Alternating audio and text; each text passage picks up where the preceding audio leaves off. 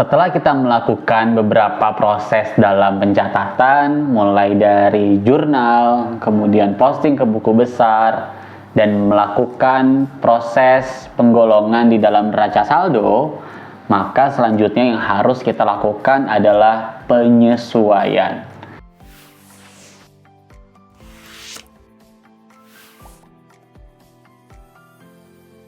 Apa itu penyesuaian dan mengapa penyesuaian diperlukan? Tentu saja sebuah perusahaan ingin menyajikan laporan keuangan sesuai dengan kondisi yang real atau yang sebenarnya terjadi di dalam sebuah perusahaan. Laba yang dihasilkan dalam laporan laba rugi tentu saja merupakan hasil penjumlahan antara pendapatan dan biaya yang terakumulasi sehingga menghasilkan laba yang seharusnya disajikan di dalam laporan keuangan. Begitupun untuk kelompok-kelompok aktiva, kewajiban, dan modal yang disajikan di dalam neraca. Tentu saja kita ingin perusahaan menyajikan laporan neraca sesuai dengan kondisi real masing-masing saldo yang ada di dalam rekening. Lantas, apa kaitannya dengan penyesuaian? Dan mengapa penyesuaian sangat penting untuk kita lakukan sebelum kita melakukan proses pelaporan ke dalam laporan keuangan? Penyesuaian semata-mata terjadi karena adanya konsep akrual. Apa itu konsep akrual? Konsep akrual merupakan konsep pencatatan ketika terjadinya transaksi. Pencatatan ke dalam jurnal dilakukan berdasarkan transaksi-transaksi keuangan yang terjadi dalam perusahaan, baik yang bersifat tunai maupun yang bersifat non-tunai. Berbeda dengan prinsip pencatatan kas atau cash basis. Prinsip ini baru akan mencatat transaksi apabila transaksi berkaitan langsung dengan kas, baik itu penerimaan maupun pengeluaran. Yang kita bahas dalam akuntansi adalah pencatatan berbasis akrual. Jadi, meskipun dia tidak berkaitan langsung dengan kas, tapi selama mengandung informasi keuangan yang harus dilaporkan dalam laporan keuangan, maka transaksi tersebut harus dicatat ke dalam jurnal. Dan inilah yang menyebabkan mengapa kita memerlukan penyesuaian.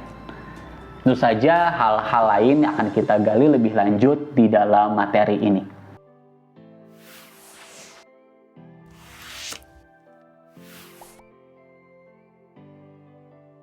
Kapan penyesuaian kita lakukan dan bagaimana kita melakukan penyesuaian? Pertama-tama kita harus mengidentifikasi terlebih dahulu kapan kita melakukan jurnal penyesuaian. Jurnal penyesuaian biasanya dilakukan di akhir periode akuntansi untuk menyajikan nominal yang real untuk masing-masing akun, sehingga dilakukan di akhir periode transaksi setelah kita memperoleh saldo dari masing-masing rekening yang tercatat di dalam neraca saldo. Kemudian, apa yang harus kita lakukan dan akun-akun apa yang mempengaruhi sehingga jurnal penyesuaian itu perlu untuk kita lakukan. Terdapat beberapa hal yang memerlukan penyesuaian. Di antaranya adalah piutang pendapatan, utang biaya, pendapatan diterima di muka, biaya dibayar di muka, kerugian piutang, depresiasi, dan biaya pemakaian perlengkapan. Ketujuh jenis peristiwa transaksi keuangan ini yang perlu kita perhatikan apakah kita memerlukan jurnal penyesuaian pada masing-masing peristiwa yang tadi sudah saya sebutkan tadi. Ada 7 peristiwa tadi di dalamnya ya.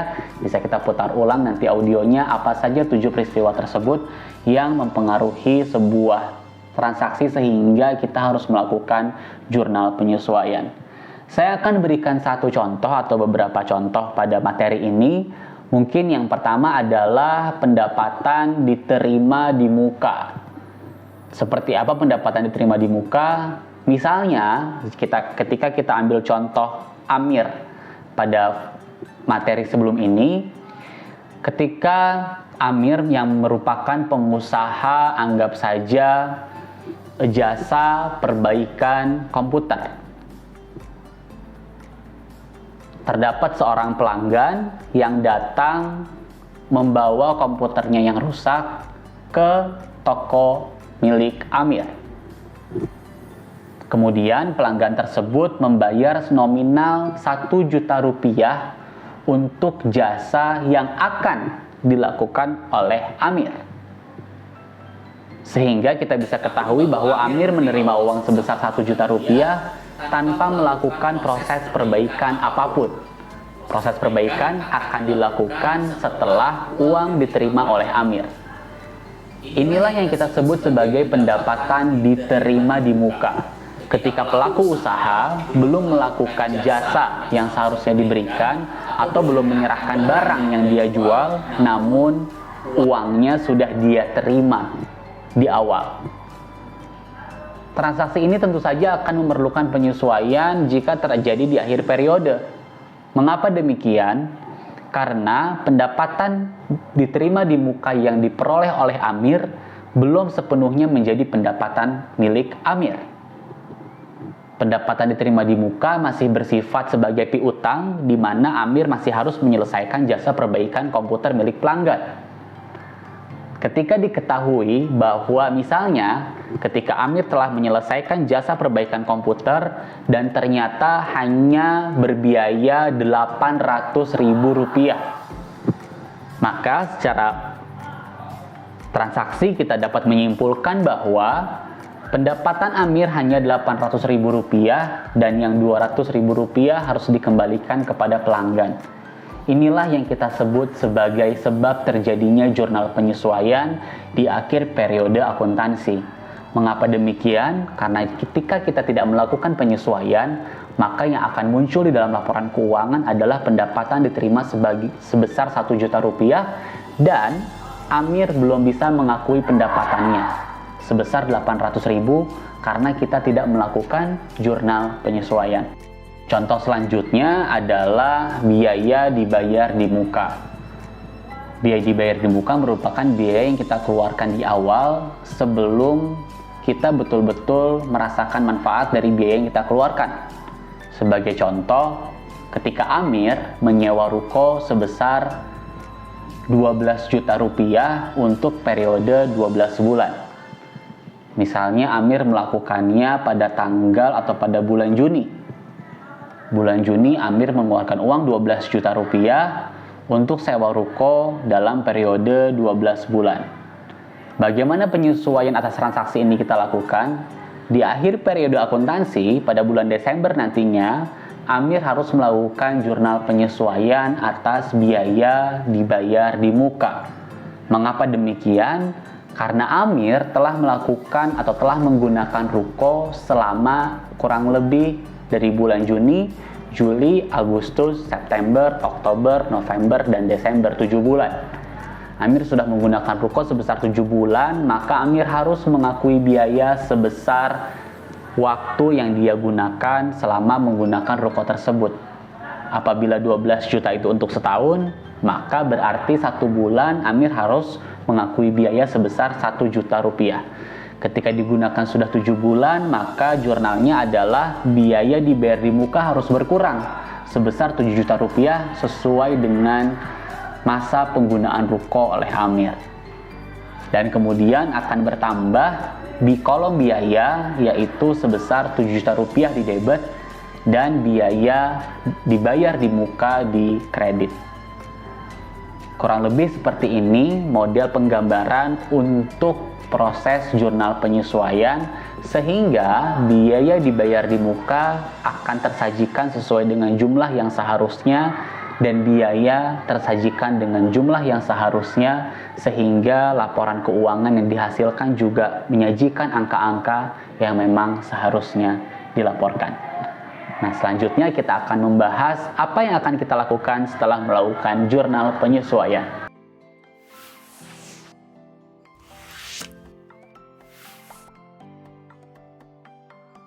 Selanjutnya, apa yang harus kita lakukan terhadap jurnal penyesuaian yang sudah kita kerjakan?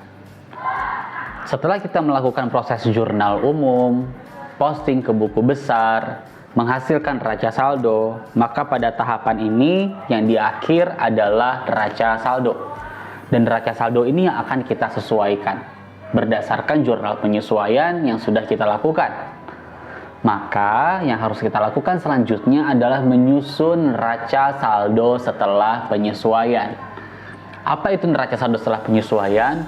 Neraca saldo setelah penyesuaian berisi rekening-rekening di dalam neraca saldo, saldo akhir masing-masing saldo sesuai dengan posisinya, apakah dia di debit atau di kredit. Kemudian di sebelahnya ada kolom jurnal penyesuaian. Juga sama, ada kolom debit dan kolom kredit. Kita akan memasukkan nominal-nominal yang ada di dalam jurnal penyesuaian ke dalam kelompok rekening masing-masing. Misalnya, ketika tadi Amir mendapatkan pendapatan diterima di muka, maka jurnal yang dilakukan ketika transaksi tersebut terjadi adalah kas di debit, pendapatan diterima di muka ada di kredit sebesar 1 juta rupiah. Ketika telah dilakukan jurnal penyesuaian dan Amir mengakui pendapatannya sebesar 800.000, maka jurnalnya adalah pendapatan diterima di muka di kolom debit dan pendapatan di kolom kredit untuk penyesuaiannya sebesar Rp800.000. Maka yang kita sesuaikan adalah yang pertama pendapatan diterima di muka. Yang semula di kredit berjumlah 1 juta, kemudian pada kolom penyesuaian kita akan masukkan di dalam baris pendapatan diterima di muka sebesar 800.000. Sehingga 1 juta di kolom kredit dikurangi 800.000 di kolom debit, maka selisihnya adalah 200.000 di kolom kredit.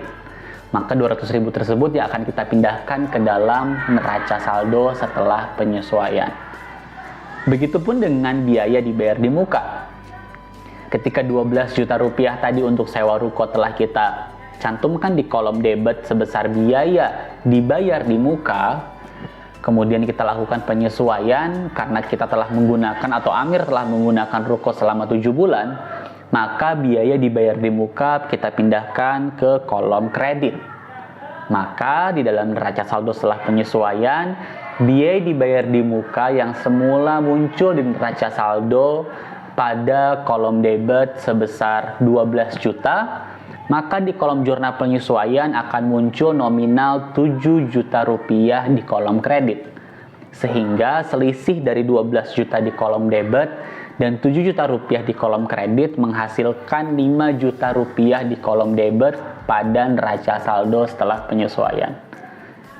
Demikian video tentang posting buku besar dan juga lanjutan dari neraca saldo yang pada intinya di video ini kita akan menjelaskan tentang penyesuaian setelah kita jabarkan dan diskusikan bersama-sama.